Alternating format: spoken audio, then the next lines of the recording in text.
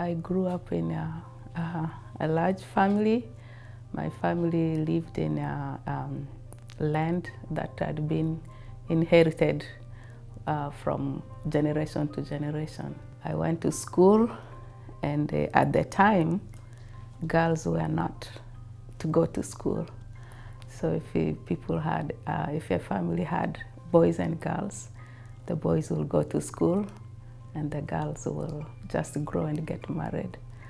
But fortunately for me, my parents didn't do that with me. I was in a boarding school, which was a different town from about maybe 200 miles from my hometown. A civil war started, and so my journey of leaving home started from the high school. The school just said if parents wanted to come and take their children, they could. So I left school and then joined my family, and then with my family we left for the Democratic Republic of Congo. By then it was called Zaire.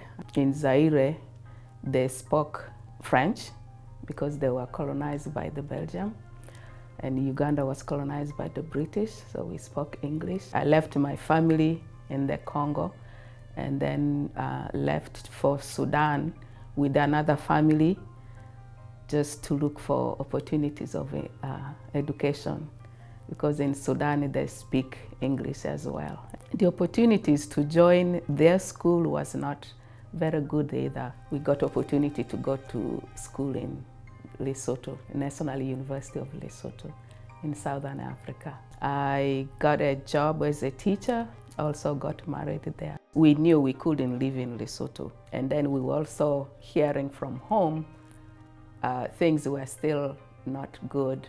And then after we left Sudan, of course, the war broke in Sudan too. We moved to United States. What I knew about the United States was what I had seen on TV.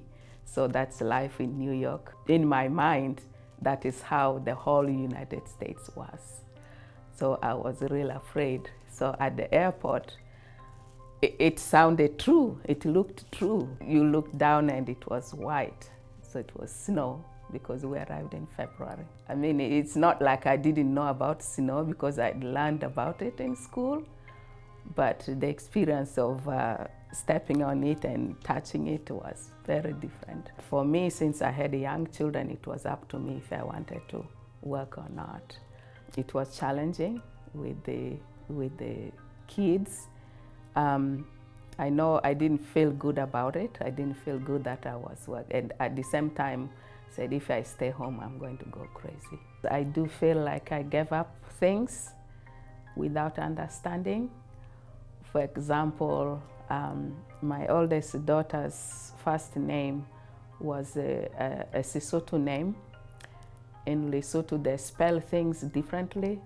So her name was spelled with L-I and pronounced D. We were advised to change that to a D instead of L because that it would be confusing.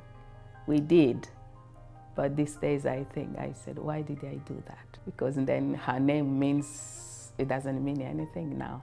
Say like people who speak Sesotho, they see her name, they don't see that it is their language. I decided to go back to school, actually here to St. Cloud State, to get a teaching license so I could be a teacher. I think working with the students, I learned from students learned from me. So my job with Catholic Charities right now is a cultural transition specialist, which means I work with the immigrants and refugees, and that ties with my being a teacher, parent educator.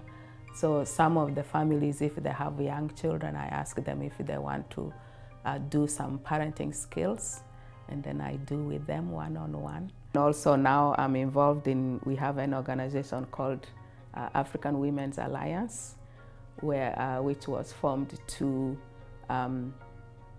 empower immigrants, refugees who have just arrived. This is where my home is. Because with all the movements, I came to learn that home is not a building. Home is where yeah, you do have a house to live in. But if I were to move somewhere else, wherever I stay, the building I stay will still be home, as long as my family is together.